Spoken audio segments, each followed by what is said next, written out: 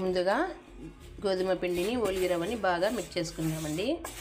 Mix చేసుకున్న వాటిలోకి కొద్దిగా బేకింగ్ పౌడర్ వేసుకుందాం. అలాగే డాల్డా కూడా వేసుకుందాం.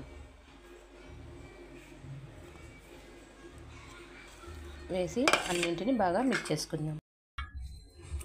ఇందులోకి కొద్దిగా నీరు పోసుకొని పిండిని చపాతీ పిండిలా గట్టిగా తడుపుకుందామండి. చూడండి ఫ్రెండ్స్, పిండిని ఇలా గట్టిగా కలుపుకోవాలి. దీన్ని ఒక అర్ధగంట నాననిద్దాం. Hi friends, welcome to AFH kitchen. ఈరోజు మనం తయారు చేసుకోబోయే రెసిపీ బెల్లము పప్పుల కర్జికాయలండి. దీనికి కావాల్సిన పదార్థాలు: పప్పులు 1.5 కప్పు, బెల్లం 1 కప్పు, సోంపు పొడి, కొబ్బరి తురుము, పిండి బాగా అర్ధగంట ముందు నానబెట్టుకున్నానండి. ఇప్పుడు వీటిని మిక్సీ పట్టుకుందామండి.